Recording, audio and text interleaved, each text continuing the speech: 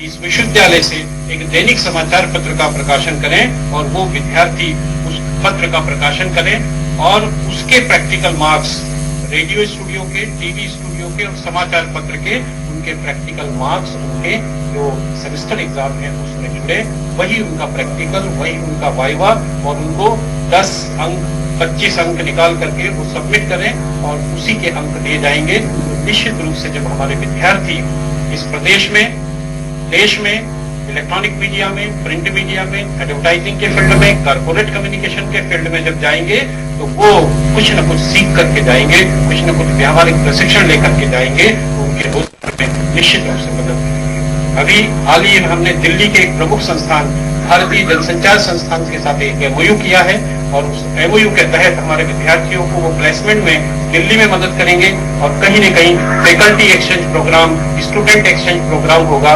क्योंकि हमारे लिए जो IIMC है वो जैसे IIM, IIT होते हैं अन्य क्षेत्रों में, वैसा ही एक देश का प्रमुख संस्थान है। और उसके डायरेक्टर जनरल जब यहाँ आए और स्टूडियो देखा तो उन्होंने कहा कि मेरे यहाँ भी ऐसा स्टूडियो नहीं है, तो मुझे बहुत प्रसन्नता हुई कि हम यहाँ कम से कम एक अच्छा प्रयास कर रहे हैं और जितने भी इक्विपमेंट्स हैं वो विश्व स्तरीय मानक के हैं। तो विद्यार्थियों को जब वो टीवी चैनल में जाएंगे उनको ऐसा माहौल मिलेगा कि जो अच्छे स्तर के स्टूडियो में या रेडियो स्टूडियो में या न्यूज़पेपर में वो प्रैक्टिकल करके जाएंगे तो एक अच्छा ज्ञान प्राप्त करके जाएंगे। आज हमारे माननीय मुख्यमंत्री जी के बहुत सारे कार्यक्रम हैं और आज कैबिनेट भी है, बहुत सारी बातें हैं, इसलिए मैं बहुत अधिक समय अभिनंदन करता हूं और इस क्षण में आप सब लोग शामिल हुए, बहुत बहुत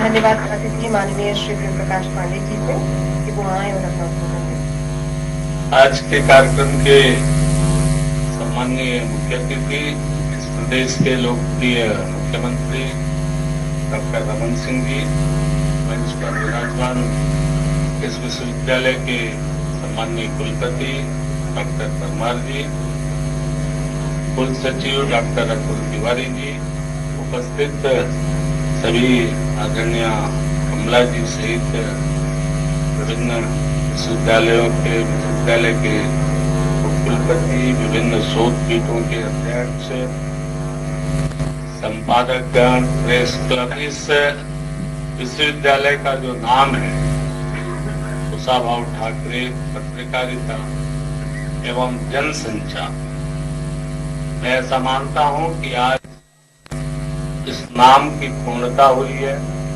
अभी तक पत्रकारिता तक था, जनसंचार पढ़ते थे, जनसंचार का व्यवहारिक ज्ञान जो है हमारे यहाँ के तमाम छात्रों को मिलेगा। देश और समाज में बदलते परिवेश में पत्रकारिता और संचार माध्यमों से जुड़े हुए लोगों की आज बहुत ज्यादा उनके कंधों पे भार आ गया है, इसलिए कि आज इन्फॉर्मेशन टेक्नोलॉजी इतनी बढ़ गई है। माननीय मुख्यमंत्री जी बोल रहे थे अभी कि व्हाट्सएप में आता है, लोग बिना देखे भेज देते हैं। मैं पिछले समय कभी यहाँ आया था, शायद भूला हूं कि नहीं, लेकिन इन्फॉर्मेशन टेक्नोलॉजी बढ़ने पे इन्फॉर्मेशन आ रही है और इन्फॉर्मेशन को होल्ड करने की कैपेसिटी कम होती जा रही है, जबकि जितनी होल्डिंग कैपेसिटी बढ़ेगी उतनी ही उस चीज का महत्व बढ़ता है।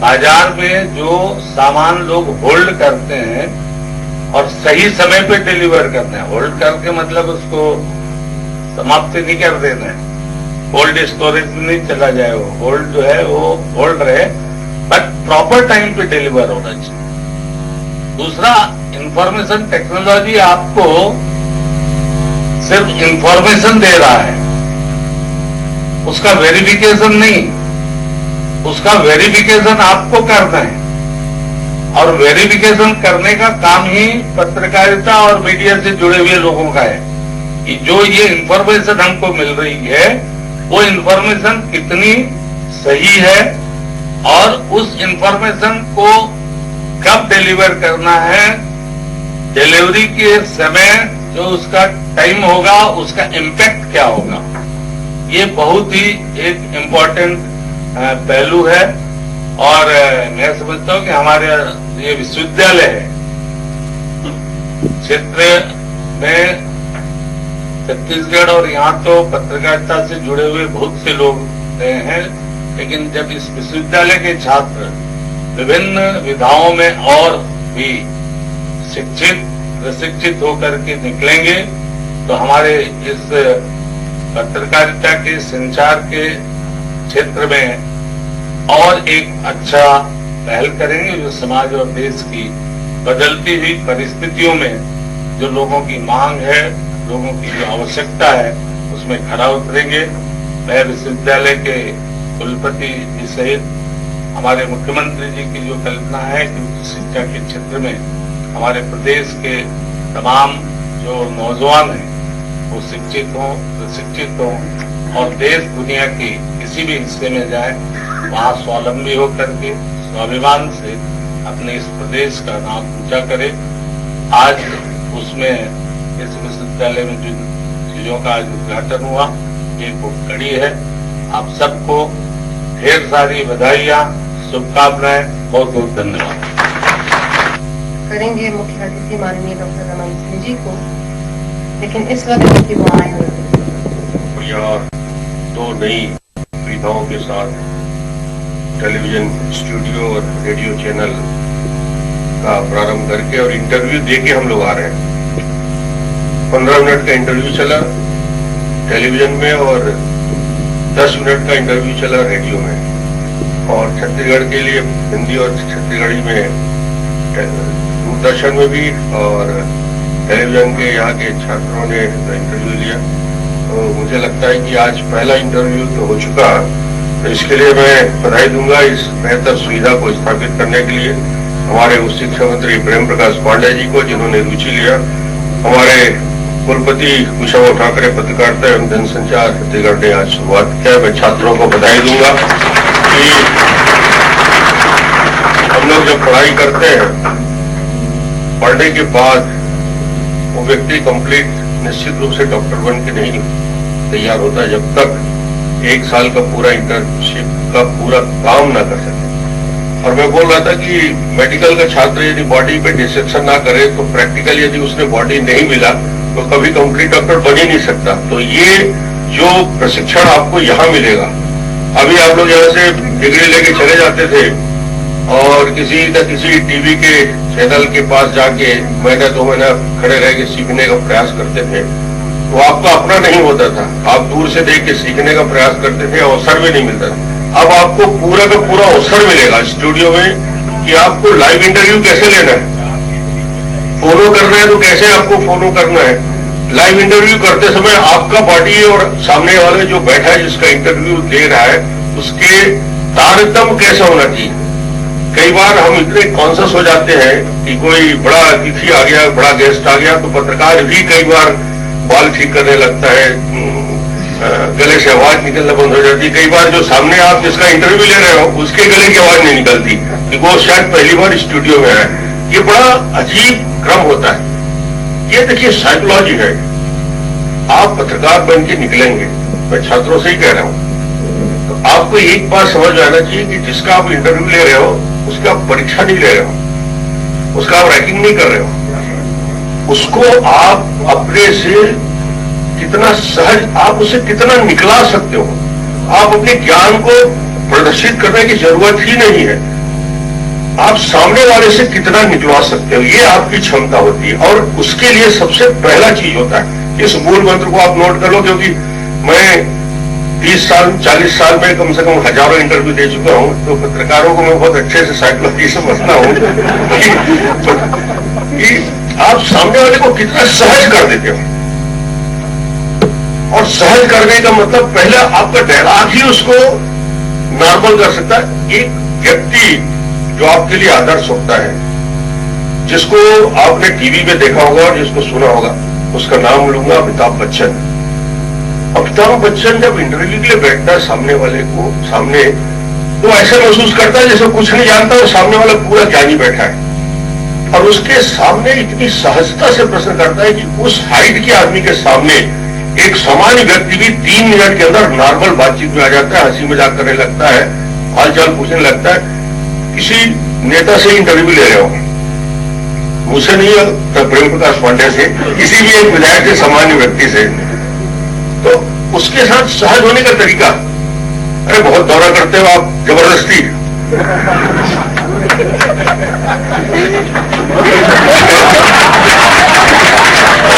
बहुत मेहनत करते हो आप, मैं तो देख देख के थके, क्या भाषण आपने, भले वो भाषण कुछ नहीं देता। और उसको 2 मिनट में वो आपके साथ चलने लगेगा, दौड़ने लगेगा, फिर आप एक प्रश्न करोगे 4 जवाब देने लगेगा। क्या आपने सुना था सभा में, आपको विधानसभा में मैं गया, देखा आपका क्या परफॉर्मेंस रहता है, क्या मेहनत करते हो। अब वो उतरे में धीरे से कोई गीतकार है, गाना गाता है, छत्तीसगढ़ी, हिंदी, गजल गाता है, अभी बैठे कबीर साहब हुआ राय बंदगी, उससे मिलते ही सबसे पहले साहब बंदगी, साहेब बंदगी, और कबीर की एक चौपाई बना दो तो ये 10 चौपाई सुना देगा। उसको सहज करने के लिए क्या बहुत बढ़िया आपका गीत है, आपके गीत गाने का तरीका बहुत अजीब है, और आप हिंदी और छत्तीसगढ़ी में लाजवाब प्रस्तुत करते हो। उसको इंटरव्यू में बैठने के पहले 1 गिलास पानी पिला के, उसको चाय पिला के यदि नॉर्मल कर दोगे, आपका इंटरव्यू सफल आपकी विद्वता प्रदर्शित करने से नहीं है, बिल्कुल नहीं। आप विद्वान होंगे, मगर विद्वान होना जरूरी है।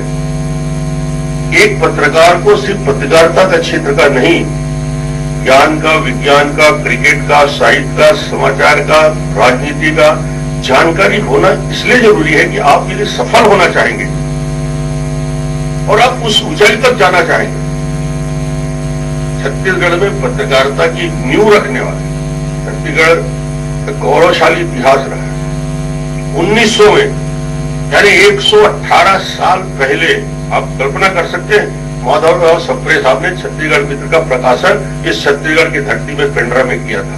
ये हम गौरव कर सकते हैं कि हम पत्रकार की उस पीढ़ी के, पत्रकार होने का गौरव तब कर सकते हैं, आप ये कह सकते हो कि इस देश का प्रधानमंत्री जिसने छत्तीसगढ़ का निर्माण किया, अटल बिहारी वाजपेयी मूल पत्रकार रहे हैं। तो पत्रकार कहां तक पहुंचता है, पत्रकार के संभावनाएं कितनी रहती है कि कोई कहां से कहां पहुंच सकता है। माधव साहब सप्रे का जिक्र इसलिए में किया कि उन्होंने उन परिस्थितियों में, अंग्रेजों के राज था, छत्तीसगढ़ मित्र के नाम से छत्तीसगढ़ की सोच को, कल्पना को उतारने का काम छत्तीसगढ़ के पूरा क्षेत्र में किया।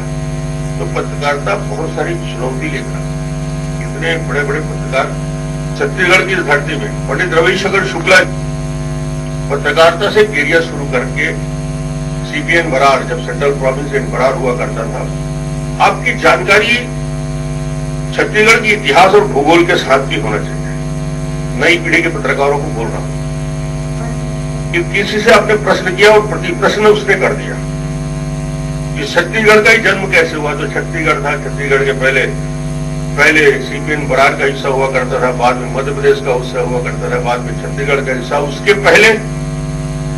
उसके पहले छत्तीसगढ़ का नक्शा ही अलग था, छत्तीसगढ़ की पहचान ही अलग थी। बहुत सारे हिस्से उड़ीसा से आए, बहुत सारे उड़ीसा में थे जो छत्तीसगढ़ में आ गए, बहुत सारे वेस्ट बंगाल उस समय का है, तो कोरिया का बाकी हिस्सा था। वो उस समय जब भाषा के आधार पर प्रांत हुआ, तब तो राज्य का स्वरूप और नक्शा बार बार बदलता रहा, कैपिटल बदलता रहा। तो आपको जानकारी, जितनी जानकारी आप अपने अंदर रखेंगे, जितना अध्ययनशील होंगे, पत्रकार को अध्ययनशील होना चाहिए। सिर्फ इंटरव्यू लेना ही आपकी उपलब्धि नहीं हो जाती। सिर्फ यही धीरे धीरे हमारे एडिटर्स बैठे हैं और सीनियर लोग बैठे हैं जो बड़े बड़े चैनल को चला रहे हैं, और ये जब इंटरव्यू में बैठते हैं तो सिर्फ राजनीति या साहित्य की बात नहीं करते, आपके जीवन के संदर्भ की बात करते हैं, आपके बैकग्राउंड की बात करते हैं, इस छत्तीसगढ़ के या इस देश के राजनीतिक जो घटनाक्रम चल रहा है उसके बारे में बात करते हैं। तो छत्तीसगढ़ को जाने, क्योंकि आप छत्तीसगढ़ में पत्रकारिता का काखागज सीख रहे हैं, तो कम से कम एक जानकारी तो आपको संपूर्ण होनी चाहिए इस राज्य का इतिहास, संस्कृति, भूगोल और संदर्भ। यदि ये नहीं है मालूम तो फिर आप किसी बड़े मीडिया हाउस में घुस जाएंगे, जोर जोर से बोल लेंगे। जोर से बोलना कभी पत्रकारिता होती है। पत्रकारिता धीरे बोलकर ही होती है, शालीनता से होती है। आजकल जो युग चला है, जो जितना जोर से चिल्लाएगा वही बड़ा पत्रकार हो जाते हैं। उसके नाले क्या ज्ञान है? क्या सुप्रीम कोर्ट में जोर से चिल्लाने वाला ही सफल वकील होता है, या शालीनता से अपनी बात कहने वाला बड़ा वकील होता है? तो आप अपनी बात को तर्क संगत तरीके से रखेंगे, और इसके लिए आपको ज्ञान, आपको यहाँ जो पढ़ा रहे हैं परमार साहब ने जो पढ़ रहा है वो तो ठीक है, पढ़ना चाहिए, मगर फील्ड में जो आपको ज्ञान मिलेगा, जानकारी मिलेगी, नॉलेज मिलेगा, उसका उपयोग करने की आवश्यकता है। और पत्रकारिता के क्षेत्र निश्चित रूप से मैं छत्तीसगढ़ का 2-3 उदाहरण ही दूंगा। मोतीलाल वोरा जी पत्रकारिता से काम किया, 3 उदाहरण दूंगा जिन्होंने 50 साल 40 साल मैंने पत्रकारिता करते देखा है, मगर उनके ऊपर आज तक इस 40 साल में कोई ये आरोप नहीं लगा सकता कि उनके कोई एडिटोरियल में, उनकी टिप्पणी में, उनके लेख में, उनके आलेख में कोई भी चीज मिथ्या है, गलत है। 40 साल बाद 3 नाम बताऊंगा। रमेश नैयर साहब का नाम लेना चाहूंगा आज, जो आज भी पत्रकारिता में जुड़े हुए हैं, जिन्होंने काम किया। पवन मिश्रा जी, जिन्होंने पत्रकारिता के क्षेत्र में काफी लंबे समय तक काम किया। गोविंद विराज जी ने भी पत्रकारिता के क्षेत्र में काफी लंबे समय लग गया। ये उदाहरण इसलिए दे रहा हूं कि ये 40 साल से पत्रकारिता के क्षेत्र में काम कर रहे हैं। इनकी विश्वसनीयता ऐसे नहीं बनी एक दिन में, और एक दिन में कोई लोकप्रिय होने का झंझट नहीं पालना चाहिए। आपका काम बोलेगा, आपका व्यक्तित्व बोलेगा, आपका ज्ञान बोलेगा। आप कितने अच्छे तरीके से अपने क्षेत्र को ईमानदारी के साथ, मेहनत के साथ आप अपने विषय और सब्जेक्ट जिसके लिए आप आगे जाने जाएंगे उसको करेंगे। और सबसे बड़ी बात, इस पत्रकारिता विश्वविद्यालय की पहचान बनाने में सफल होने की जवाबदारी आपकी है। इसलिए मैं बोल रहा हूं कि आपके ऊपर एक लेवल लगा है। अब आप आने वाले समय में राष्ट्रीय स्तर के किसी संस्थान में जाएंगे तो आने वाले 10 साल 20 साल बाद यदि इस पत्रकारिता विश्वविद्यालय की कल्पना हम लोगों ने की, कुशाभाऊ का नाम दिया, अटल बिहारी वाजपेयी ने इसका उद्घाटन किया, इतने बड़े बड़े लोगों का नाम जुड़ा है, तो इसकी पहचान इनसे नहीं होगी, इनकी पहचान आपसे होगी। आप पत्रकारिता विश्वविद्यालय के स्टूडेंट हैं। आपका परफॉर्मेंस आने वाले 10 साल 20 साल में नेशनल, स्टेट, इंटरनेशनल मीडिया में कहां तक जा सकते हैं, ये तैरने की क्षमता आपकी बाहुओं में कितनी ताकत है, कितने समुद्र पार कर सकते हैं। ये सिर्फ तालाब में ही तैरते रहेंगे या स्विमिंग पूल में तैरते रहेंगे, डिसीजन आपको लेना है। 3 प्रकार से तैरना होता है। जीवन भर पुल में ही तैरते रहो जहां लहर नहीं होता, नदी में तैरते रहो, या फिर हमें समुद्र पार करना है, यानी राष्ट्रीय अंतर्राष्ट्रीय तरफ पहुंचना है। ये क्षमता आपकी है। कोई छोटे संस्थान से बड़ा जगह नहीं पहुंच सकता है, गलतफहमी मत पालिए। किसी भी संस्थान से निकलकर राष्ट्रीय अंतर्राष्ट्रीय स्तर में जा सकते हैं। मेहनत करिए, मेहनत, सिर्फ अथाह क्षेत्र। आज मुझे बहुत दूर जाना है, इसलिए मैं बहुत मैंने पांडे जी बोला था 5-5 मिनट बोलेंगे, मैं 15 मिनट में ही बोल चुका। मुझे आज रायगढ़ के आगे खरसिया और 2-3 जगह जाना है, मगर मुझे बहुत अच्छा लगा। मुझे बड़ी प्रसन्नता हो रही है, तो अच्छी सुविधा देखकर मन प्रसन्न है, इसलिए इतनी बात बोल पा रहा हूँ। आप सभी को बहुत बहुत धन्यवाद।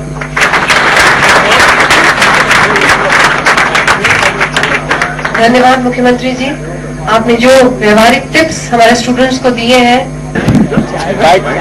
ले लेना वो दिनेश मैं लेना है।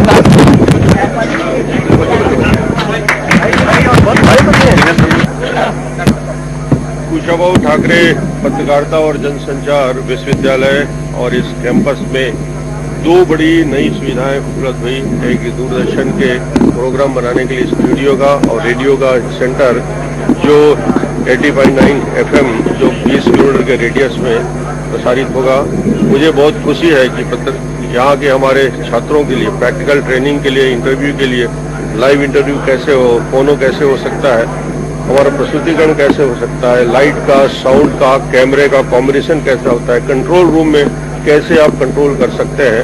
और ये सारे प्रैक्टिकल अनुभव जब तक स्टूडियो में नहीं बैठेंगे तब तक ये नहीं हो सकता। और एक अच्छी पहल आज यहाँ के पत्रकारिता विश्वविद्यालय में, मैं इसके लिए धन्यवाद दूंगा, बधाई दूंगा हमारे उच्च शिक्षा मंत्री प्रेम प्रकाश पांडे जी के पहल को, यहाँ के कुलपति महोदय पवार साहब को और पूरी टीम को, जिन्होंने एक सीमित समय में इतना शानदार स्टूडियो मुझे लगता है कि रायपुर में इसके मुकाबले कोई स्टूडियो बना होगा कि नहीं, मैं देखा नहीं।